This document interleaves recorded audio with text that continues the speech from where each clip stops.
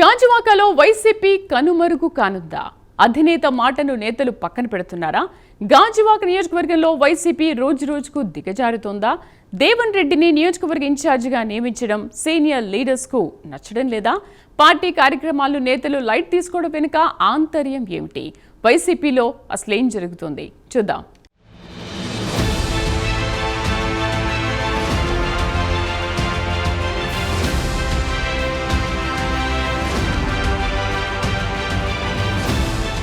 నిన్న మొన్నటి వరకు గాజువాకలో తనకు తిరిగేలేదనుకున్న ఫ్యాన్ పార్టీ ప్రస్తుతం కనుమరుగవుతుందన్న టాక్ వినిపిస్తుంది.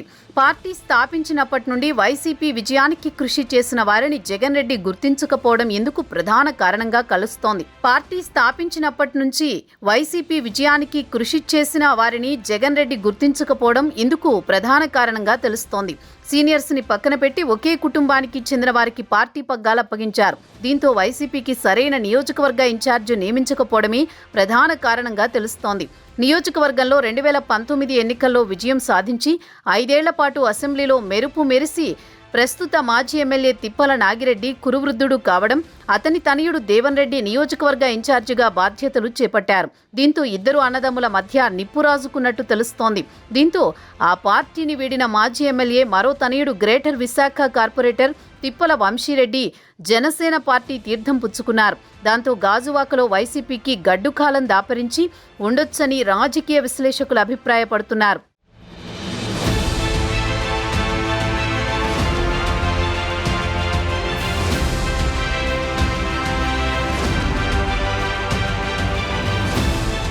రెండు 2024లో జరిగిన ఎన్నికల్లో ఒక సీటు తమ కుటుంబానికే కన్ఫర్మ్ అనుకున్న మాజీ ఎమ్మెల్యే నాగిరెడ్డికి చుక్కెదురైంది.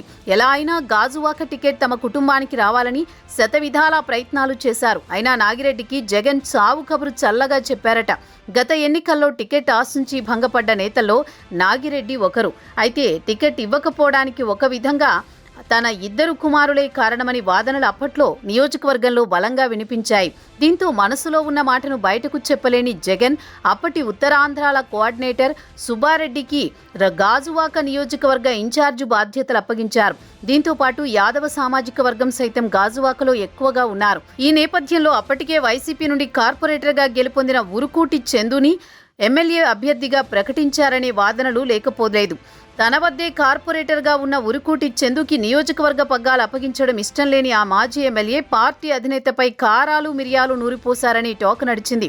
అయితే రాజకీయంలో అనూహ్య మార్పులు చోటు చేసుకున్న నేపథ్యంలో గుడివాడ అమర్నాథ్ను గాజువాక ఎమ్మెల్యేగా అభ్యర్థిగా ప్రకటించారు. దీంతో నాగిరెడ్డి వర్గం ఇక వైసీపీకి గుడ్ బై చెప్తుందని గుసగుసలు గుప్పుమన్నాయి.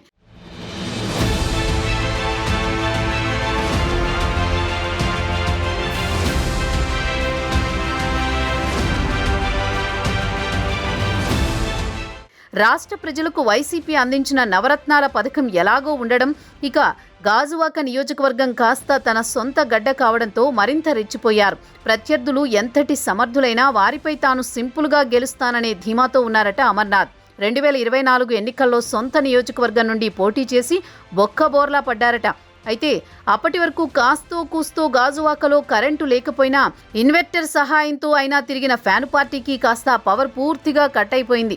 దీంతో ఆ పార్టీ పూర్తిగా మూలకు చేరిందని రాజకీయ విశ్లేషకులు భావిస్తున్నారు. ఎలాగైనా సొంతగడ్డ నుండి విజయం సాధించాలని ఆతృతతో గుడివాడ అమర్నాథ్ ఉర్రూతలుగారు.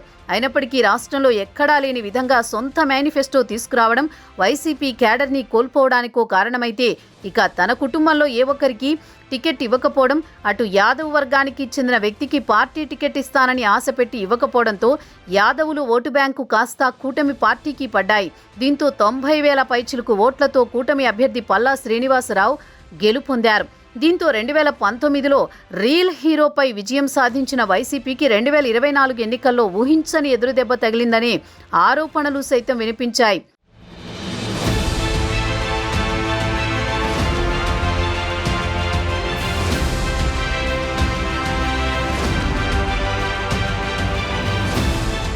రెండు 2024లో జరిగిన ఎన్నికల్లో కూటమి గెలుపొందింది. చంద్రబాబు సీఎంగా బాధ్యతలు చేపట్టారు.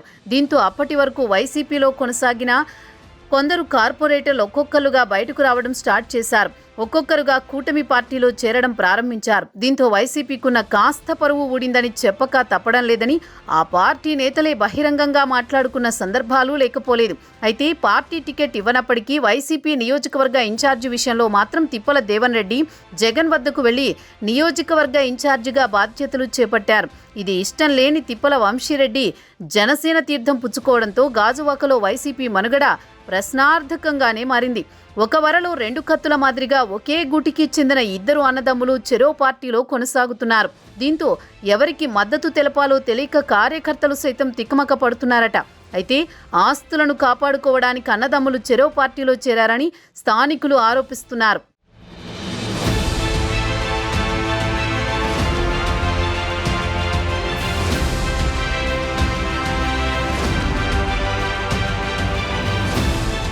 ఇదిలా ఉంటే తిప్పల దేవన్ రెడ్డి నియోజకవర్గ ఇన్ఛార్జిగా బాధ్యతలు చేపట్టిన నాటి నుండి కొందరు సీనియర్ లీడర్లు పార్టీ కార్యక్రమాలకు దూరంగా ఉన్నట్టు విమర్శలు వినిపిస్తున్నాయి. నియోజకవర్గ ఎమ్మెల్యేగా తండ్రి నాగిరెడ్డి ఉన్న సమయంలోనే ఆయన భూకబ్జాలు, సెటిల్మెంట్లు, దందాలు అంటూ ఎన్నో ఆరోపణలు ఎదుర్కొన్నారు. ఇప్పుడు నియోజకవర్గ ఇన్ఛార్జిగా బాధ్యతలు చేపట్టడంతో వైసీపీకి చెందిన కొందరు కార్యకర్తలు కూటమి వైపు చూస్తున్నారనే టాక్ వినిపిస్తోంది. ఇన్ఛార్జిగా బాధ్యతలు చేపట్టిన దేవన్ రెడ్డి ప్రధానంగా విశాఖ ఉక్కు విషయంలో ఎక్కడా మాట్లాడకపోవడం, గాజువాక సమస్యలపైన ఏ ఒక్కరోజు కూడా కనీసం మీడియా సమావేశం ఏర్పాటు చేసి స్పందించట్లేదు. దీంతో గాజువాకలో వైసీపీ కనుమరుగైందనే వాదనలు బలంగా వినిపిస్తున్నాయి. మరోవైపు సొంత సోదరుడే పార్టీ మారడం, నాగిరెడ్డి సైతం పార్టీ కార్యక్రమాలకు దూరంగా ఉండడంతో గాజువాకలో వైసీపీకి గడ్డుకాలం దాపురించిందని టాక్ నడుస్తోంది.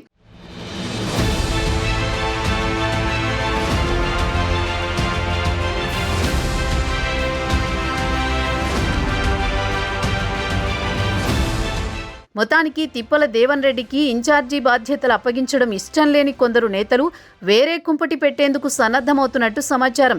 ఏది ఏమైనప్పటికీ విశాఖ గాజువాకలో జోరుగా తిరిగిన ఫ్యాను పార్టీకి కూటమి పూర్తిగా బ్రేక్ వేసిందని విశ్లేషకులు అభిప్రాయం వ్యక్తం చేస్తున్నారు. దీంతో కూటమి దెబ్బకు వైసీపీ కుదేలైందని నియోజకవర్గవాసులు భావిస్తున్నారు. మరి గాజువాకలో పార్టీ అధినేత చేసిన పొరపాట్లను సరిచేసుకుంటారా? దిద్దుబాటు చర్యలకు శ్రీకారం చుడతారో లేదో వేచి చూడాలి మరి.